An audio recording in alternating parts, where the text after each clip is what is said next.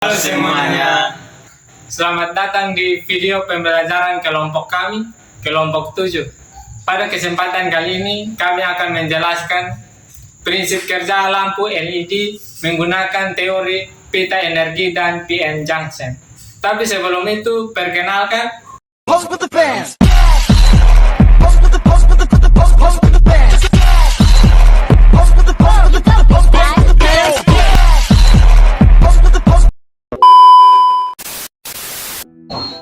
Sebelum kita mempelajari prinsip kerja lampu LED, kita harus tahu dulu apa itu lampu LED. LED adalah singkatan dari Light Emitting Diode atau dioda pemancaran cahaya. Pada dasarnya, ini adalah sebuah komponen semikonduktor kecil yang dirancang khusus untuk mengubah energi listrik secara langsung menjadi energi cahaya.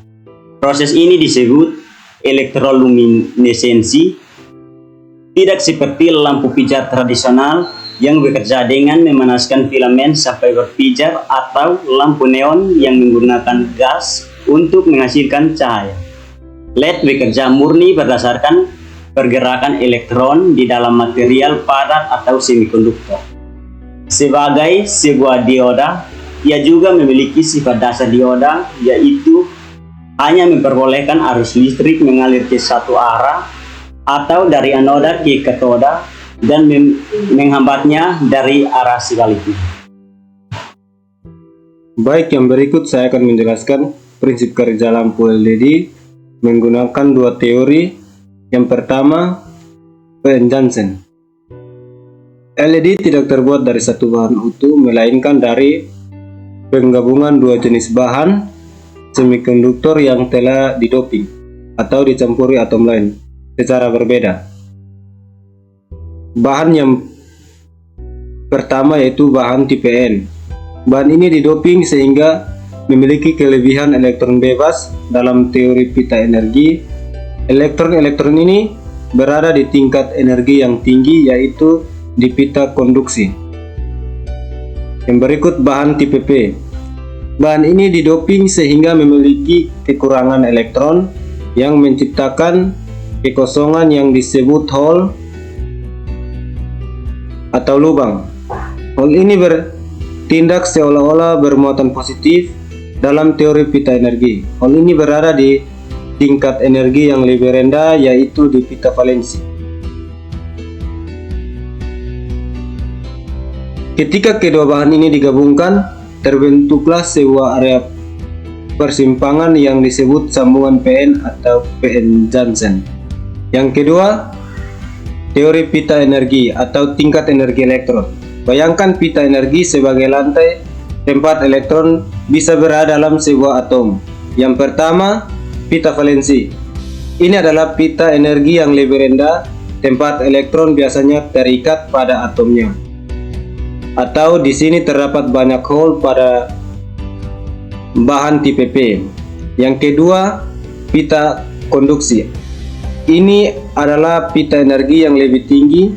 Elektron di sini adalah elektron bebas yang dapat bergerak menghantarkan listrik, atau di sini terdapat banyak elektron bebas pada bahan tipe N. Yang ketiga, celah energi.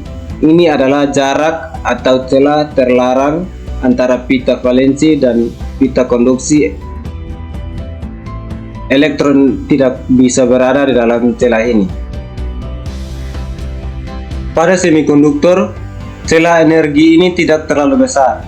Sebuah elektron yang dapat melompat dari pita valensi ke pita konduksi jika diberi energi, misalnya panas atau cahaya. Sebaliknya, ketika elektron di pita konduksi atau energi tinggi jatuh kembali ke pita valensi atau energi rendah, ia harus melepaskan energi yang besarnya setara dengan celah energi. baik, yang berikut saya akan menjelaskan proses lampu LED memancarkan cahaya. Agar LED dapat menyala, ia harus selalu dioperasikan dalam kondisi prategangan maju atau forward bias. Proses yang pertama yaitu pemberian prategangan maju. LED atau dioda dihubungkan ke sumber tegangan dengan polaritas yang tepat, positif ke sisi tipe P dan negatif ke sisi tipe N. Tegangan maju ini memberikan energi yang cukup untuk melemahkan atau menghilangkan daerah deflasi atau zona hampaan muatan di persimpangan PN. Proses yang kedua yaitu injeksi pembawa muatan. Karena daerah deflasi melemah, elektron dan hole dapat bergerak bebas melintasi sambungan. Elektron dari sisi N yang berada di pita konduksi didorong menuju sisi P, dan hole dari sisi P yang berada di pita valensi didorong menuju sisi N. Proses yang ketiga yaitu rekombinasi elektron. Di area sambungan PN atau disebut juga daerah aktif, elektron bertemu dengan hole. Elektron akan jatuh dari pita konduksi ke pita valensi untuk mengisi hole. Proses pengisian ini disebut rekombinasi. Proses yang berikut yaitu emisi foton.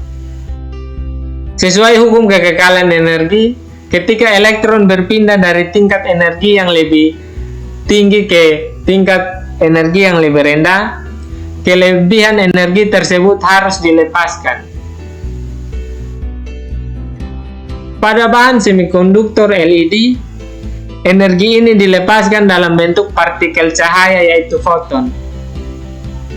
Besarnya energi yang dilepaskan foton kira-kira sama dengan besarnya celah energi material semikonduktor yang digunakan.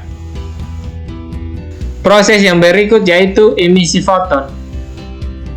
Sesuai hukum kekekalan energi, ketika elektron berpindah dari tingkat energi yang lebih tinggi ke tingkat energi yang lebih rendah, kelebihan energi tersebut harus dilepaskan. Pada bahan semikonduktor LED, energi ini dilepaskan dalam bentuk partikel cahaya yaitu foton. Besarnya energi yang dilepaskan foton kira-kira sama dengan besarnya celah energi material semikonduktor yang digunakan. Baik, yang berikut saya akan menjelaskan mengapa lampu LED memiliki warna cahaya yang berbeda. Warna cahaya yang kita lihat ditentukan oleh celah energi dari bahan semikonduktor tersebut. Jika celah energi kecil, ia akan melepaskan foton berenergi rendah. Ini menghasilkan cahaya dengan panjang gelombang panjang seperti warna merah. Dan jika celah energinya besar, ia akan melepaskan foton berenergi tinggi. Ini menghasilkan cahaya dengan panjang gelombang pendek seperti warna biru atau warna ungu. Jadi dengan memilih material semikonduktor yang berbeda, kita dapat mengatur celah energi untuk menghasilkan cahaya spesifik yang diinginkan. Mungkin itu penjelasan singkat dari kami kelompok 7. Sekian dan terima kasih.